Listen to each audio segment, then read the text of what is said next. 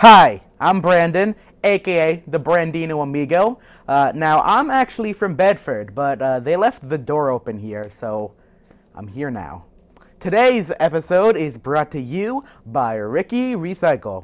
Remember, kids, always recycle, or Ricky Recycle's gonna find you. Well, most of you know that Earth Day's coming up, so this episode is going to be full of science-themed stuff, including our guest tonight, one of Burlington's favorite science teachers, Mr. S. Yeah, a science teacher for sure, yeah. We will hear from them in just a minute, but first, let's watch a science-themed grab bag sketch. Our BHS TV club was challenged to create a sketch using a group of randomly assigned words and phrases. Grab a seat and take a look. Okay guys, so we got new high-tech lab coats today that should allow us to breathe in like a gas-filled room or something like that for 20 minutes. It'll feed us oxygen. We'll still need to get out quickly, but at least it'll make sure we have a higher chance of surviving. Today we're not dealing with that, luckily. We're just going to be dealing with chemicals to see if we can accelerate photosynthesis. But what if we go to the moon? Can we survive on the moon? Shut up. Like, I mean, what? Shut up. Alright, so we're gonna go get started now. Head over to the station, we'll get ready. Science. Yeah, dude. Great. We're gonna science it up. Alright, now we just need a little bit. Like dark matter? You need to stir it. Stir it a little bit. Dark matter's fine. Stir it. Okay, Stir it. Stir Let's put this in! it. No.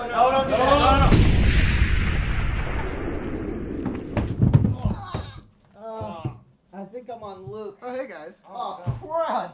Oh, Luke is a monkey thing! So, Where are James? What? James! hi. Luke We is haven't a... seen you in 3 years! Yeah, monkey. nah, You take it's, Luke. Okay, we're on the moon. James is here and Luke is a... Monkey. I'm just gonna... How the... I thought you went to Mercury. Yeah, I've hopped planets a few times. I was trying to teleport back to Earth. I just didn't shoot. I overshot a little bit. How are you okay? Upgraded little lab bit. coat.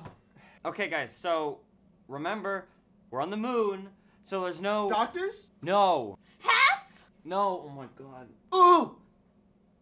Turtlenecks. Just shut up. There's no oxygen. We're on the moon, so there's no oxygen, so we need to get out of here quickly because we've only got 20 minutes with these lab coats. Oh! What the hell is oxygen? Breathe fuel. Oh, that thing! Yes. That's essential. Yeah. Oh, we're gonna die. So we gotta go. Oh. I have an idea. Let's bring Luke. No. Why Don't bring Luke. I have an idea. Forward formage! Thunderstorms! Metamorphosis! And a Happy New Year! Yay! Woo!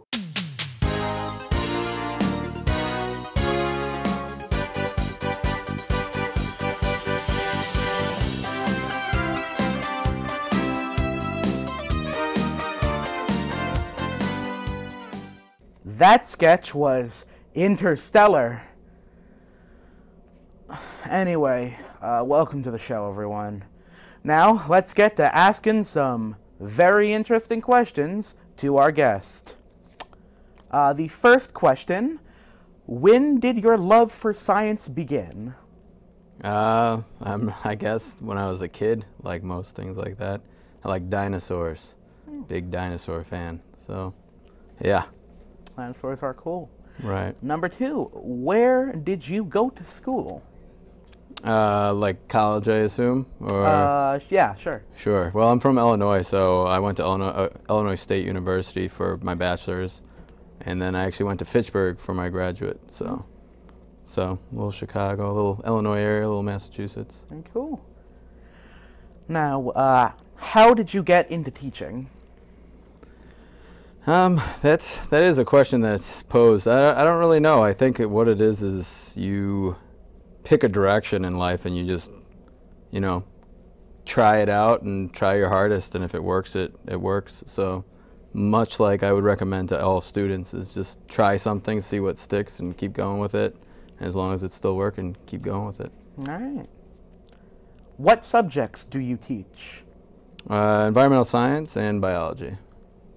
It makes sense why you're for Earth Day. Right. What is your favorite subject to teach? I think biology is my favorite. Biology? Yeah, biology is a little, I don't know. I just like the breadth of what you discussed. So it's all the way from molecules to ecosystems. So pretty interesting. Keeps you on your toes. Fun. All right. What are some of your favorite labs that you've done in your class? Yeah, actually, that is a question I'm not really sure the answer to. I mean, labs are enjoyable. The one we've just done was extracting DNA from a strawberry, and it's done with simple things like detergent and salt, and you can actually kind of unravel the DNA, and the kids can kind of look at it, which is, you know, you talk about these abstract concepts all year, and it's a lot of the things that they can't actually see. So I do feel like when they can actually have it in their hand and look at it, it's a different thing. You get a lot more oohs and ahs than when you're presenting it up at the front of the classroom. So That's really cool. yeah. All right. Do you help out at the Science Center? No, but I've been meaning to. I mean, it's an awesome thing that we have. The fact that we actually have these animals here. I brought classes up to it, but no, I've never helped out, though. I am in awe of that resource because it's one that most schools do not have, so it's very cool. What is your favorite science word? Sure, yeah, I forgot. That's one you said you were gonna say. Yes. Let's go with endoplasmic reticulum. That is As many a syllables as I very can. cool word. That is a good choice. And your favorite sci-fi film? This is the question. I don't know, man. That's a good question. They're really awesome. I mean, I like crappy.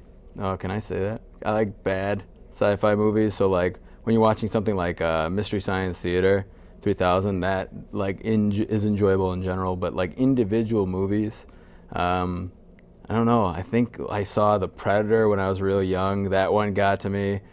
So did Terminator, if that counts. So a lot of Arnold Schwarzenegger movies apparently. But yeah, any Arnold Schwarzenegger based science fiction movie apparently is my jam. Yeah. Fun. All right. Now, we'll be back in a minute with some more questions. Now let's take a look at another Half Bake by everyone's favorite, Madi Shipka.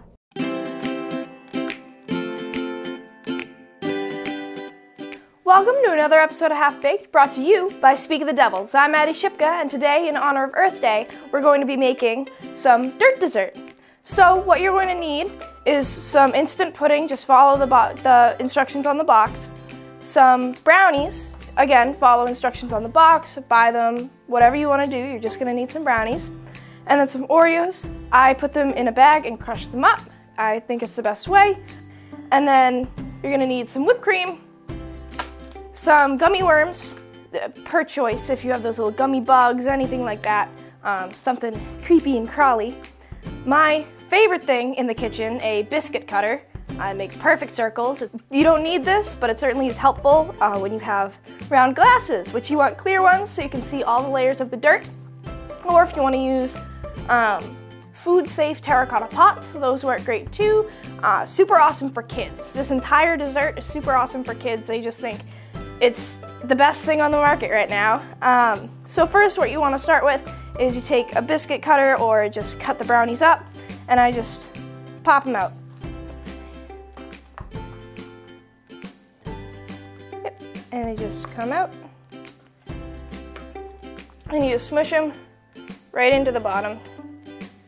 Just get them right down there, and that's going to be your first layer. So I got those three in. And then I'll take a scoop of my pudding, stir it up, stir it up, stir it up. Make sure it's all nice and gloopy. Just drop some down in there. And you want to flatten each one out right up to the edge of the glass or the plastic. And then, fun part, whipped cream. And then you throw some cookie crumbs on top of that.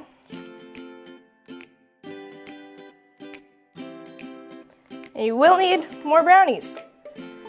Pop out some more, and it gets easier as there are less brownies in the pan. And now you squish them even more down. And then take the rest of this, fill it with some pudding. We'll throw some more pudding right on top. These are best eaten right after they're made. And we'll throw some more whipped cream on top of those. And then more cookie crumbs after that.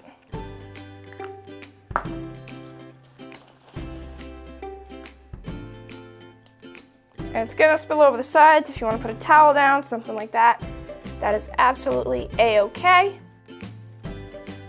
And then the last thing, my favorite thing, are the gummy worms.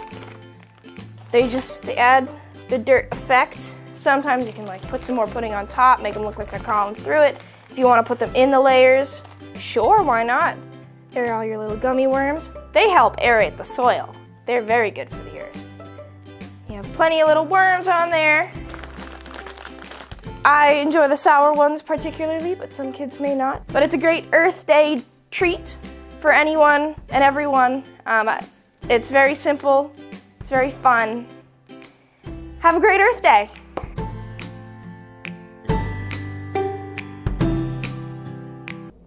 Those look delicious.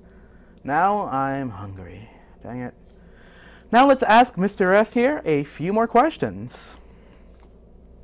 In your own words, why do you think Earth Day is important?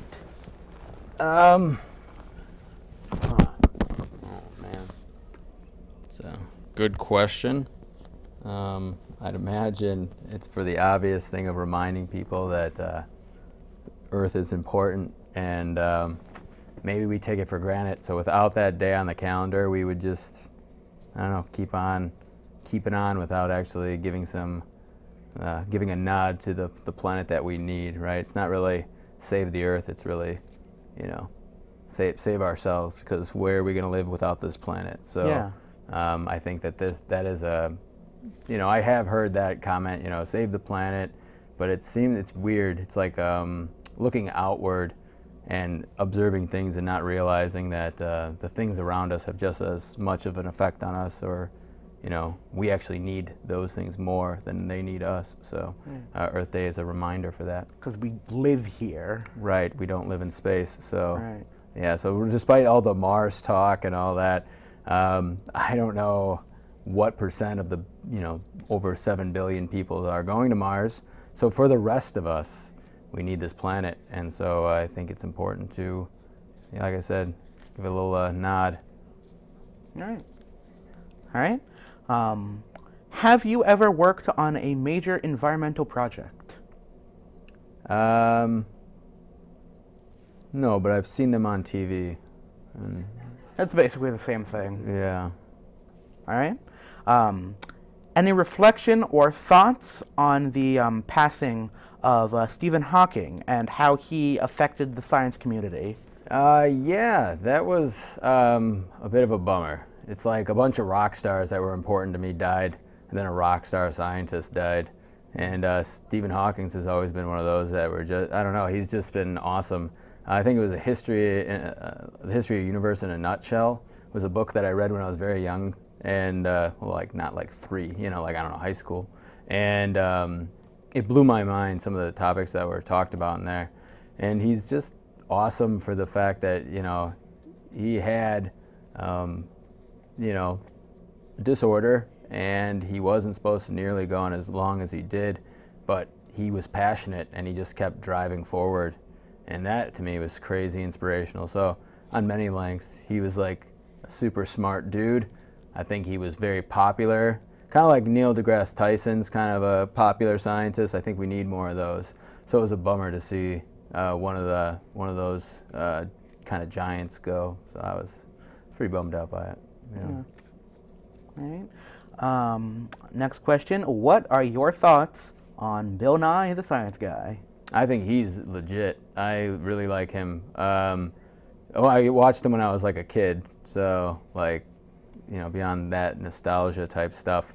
I think he's a person that doesn't necessarily need to be in the public's eye, and especially he could just definitely be doing like puff pieces, like just kind of little sciencey stuff, but he's like at the forefront of pushing for the climate change acknowledgement from especially the political leaders and just general the average Joe scientific awareness. He's like a guy on the ground, like really doing some dirty work. He has like a Netflix documentary series that I haven't checked out, but it's on the queue for sure, and I will check it out. But yeah, well, you like him? Yeah, I don't know. Is that someone that you guys watched a lot? We used to, not as much anymore, but we used to a lot. Like as a kid or in your family? As a kid. Okay. And gotcha. you said you watched him as a kid. Do you think he helped inspire you to do science in your life? I don't know, actually. I think my real inspiration to become a teacher was in college, when I really started getting into it and I found a love of the actual little nuts and bolts topics. I mean, I'm sure it helped. I'm sure it was something that was discussed, or something that was in the back of my mind while I was kind of thinking things over. It's hard to know where your inspirations come from, when you're 20 odd years in the future and you're thinking about where you came from and stuff. So right. All right. What are some tips for students on how to help take care of their environment?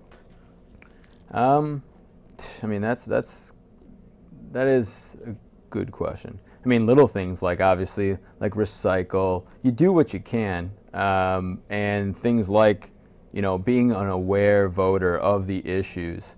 Because once you are aware, then you can start figuring out what you can do. Such as if you are looking for, once you get a job, if you're looking for a new car, thinking about going, getting a hybrid or going electric.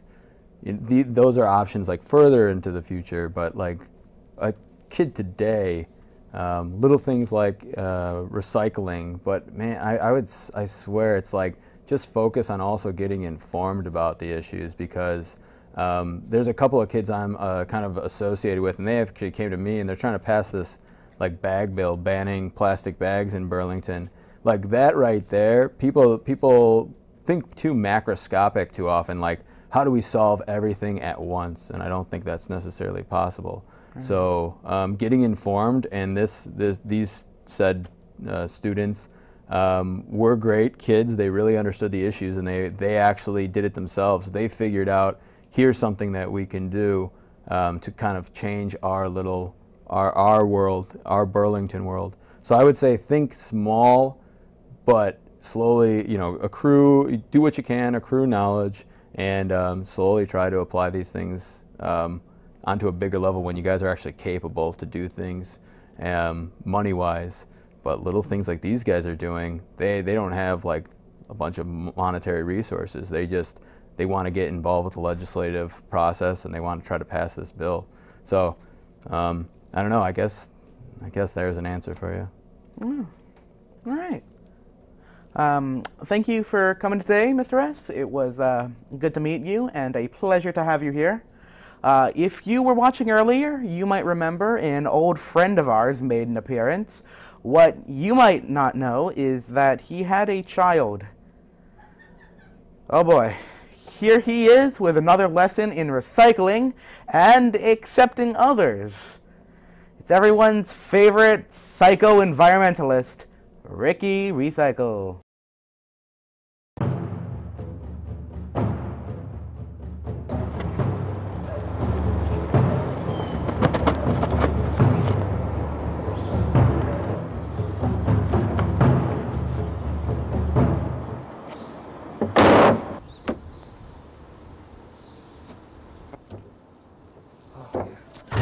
So you don't like taking care of your recyclables, Kimosabi?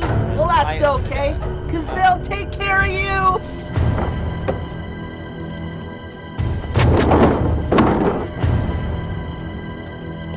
Recycling!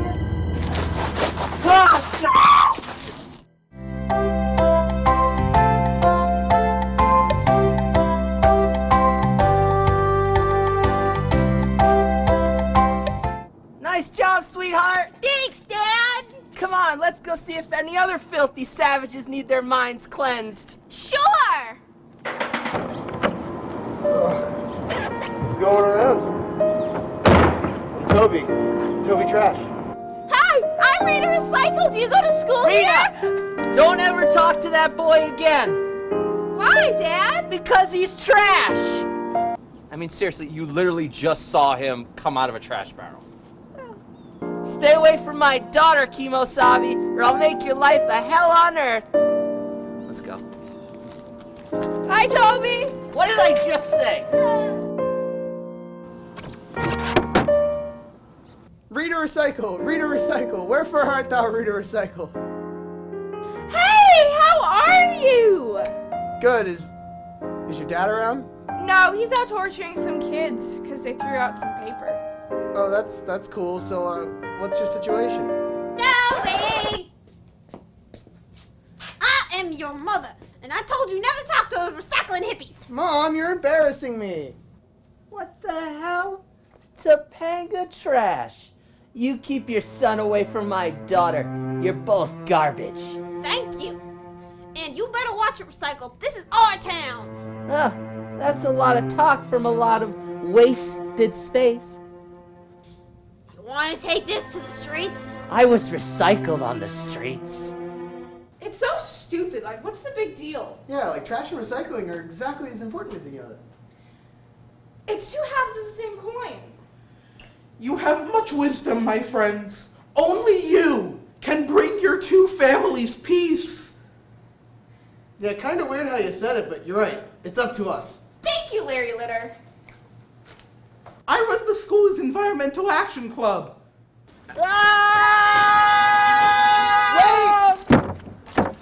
Rita, get out of the way. No, it's Dad. time to take out the trash. No, Dad. Recycling is just as important as waste collection. It is? Yeah, in order to keep our earth clean and free, we need to recycle our papers and plastics as well as dispose of our waste properly. It all matters, recycling and waste collection, in order to keep our earth happy and healthy. So, like, can I hang out with your daughter? The student has surpassed the teacher. Rita, I'm so proud of you. You taught us all a valuable lesson in taking care of our environment and a lesson in acceptance. Recycling is just as important as trash collecting. Yeah, what he said. Recycling's just as good as trash. Our kids should be able to hang out with each other and celebrate our differences. Honey, why don't you give me a little one-on-one time with Toby? I need to give him the old dad talk. Come here, sonny boy.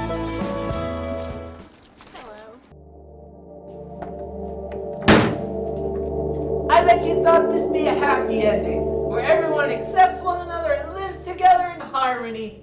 Well, guess what? That plot's been recycled. Dad, not another one. Who else but Ricky Recycle?